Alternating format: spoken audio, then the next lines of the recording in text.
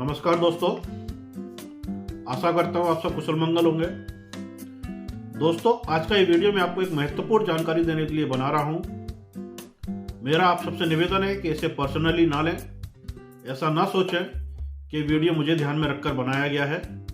ये वीडियो मैं अपने सभी विक्रेता बंधुओं को एक महत्वपूर्ण जानकारी देने के लिए बना रहा हूँ।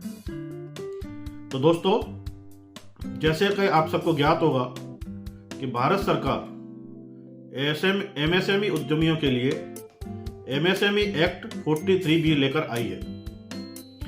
इस एक्ट के तहत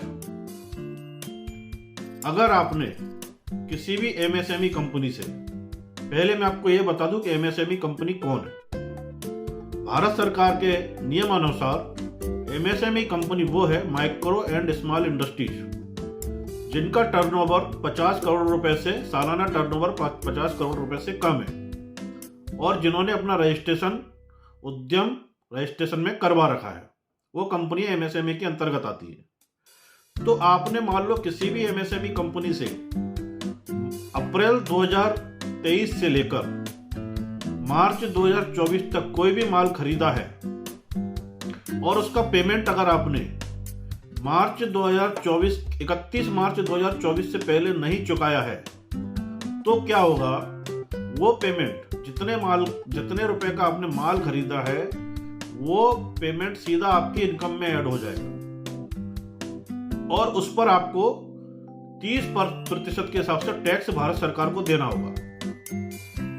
इसको ऐसे समझिए, मान लीजिए आप सालाना 5 लाख रुपए का टैक्स भरते हैं, अपना इनकम टैक्स भरते हैं, आईटी रिटर्न जो भरते हैं, मान लो 5 लाख रुपए की आप इसमें इनकम आप दर्शाते हैं और उस पर आप टैक्स भरते हैं।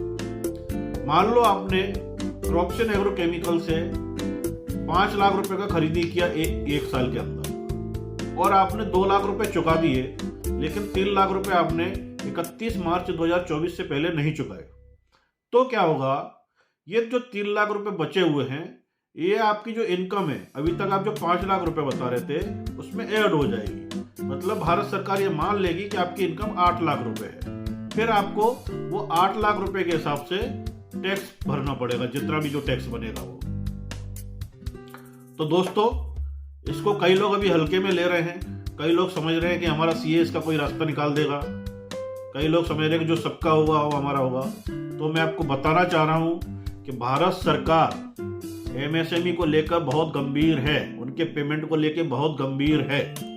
इसका कोई भी रास्ता ना आपका सीए निकालने वाला है, ना कहीं से कोई रास्ता आने वाला है। अगर आपने पेमेंट 31 मार्च 2024 से पहले नहीं किया तो आपको टैक्स भरना ही भरना पड़ेगा। दूसरी चीज, अगर आपने 31 मार्च 2024 से पहले पेमेंट नहीं किया तो हो सकता है आप डिफॉल्टर की लिस्ट में भी चले जाओ, आगे चल के आपको बैंक लोन इन सब में भी दिक्कत आए।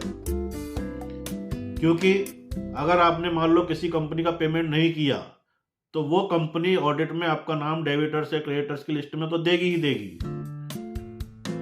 क्योंकि सब चीजें अभी एक दूसरे से कनेक्टेड है, आपका जीएसटी, पैन कार्ड, तो ऑटोमेटिकली वो भारत सरकार के पोर्टल पे दिखने लग जाएगा और ऑटोमेटिकली वो आपके इनकम में जुड़ जाएगा। उसमें आपका सीए कोई एडजस्टमेंट कर ही नहीं सकता है। चाहे तो ये चीज अपने सीए से आप लोग क्लियर कर लो और अपने दिमाग में जो गलतफहमी लेकर बैठे हैं उसे निकाल दो।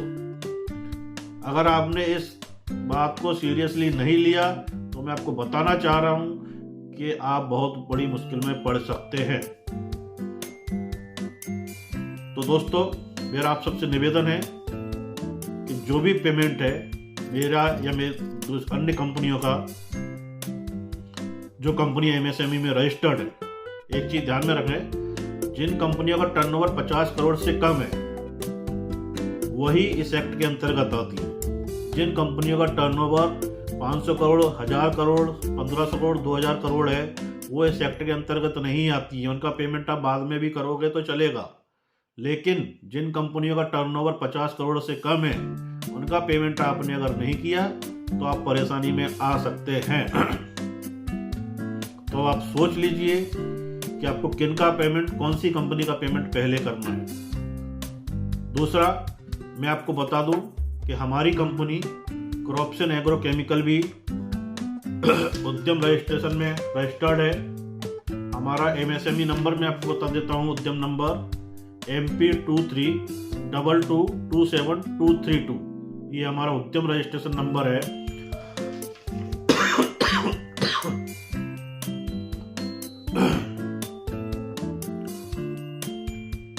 और हमारा टर्नओवर भी अभी 50 करोड़ रुपए से कम है।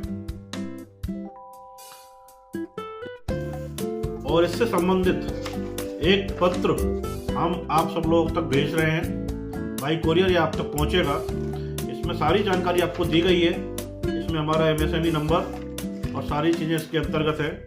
कृपया इसे ध्यान से पढ़ें। और आप सबसे निवेदन है कि जो भी पेमेंट आउटस्टैंडिंग का है उसे कृपया 31 मार्च 2024 से पहले चुकाने की कृपा करें, ताकि आप आगे चलकर किसी भी ट्रबल में ना फंसे। हम नहीं चाहते कि हमारी वजह से आपको किसी भी प्रकार की परेशानी का सामना करना पड़े। धन्यवाद दोस्तों।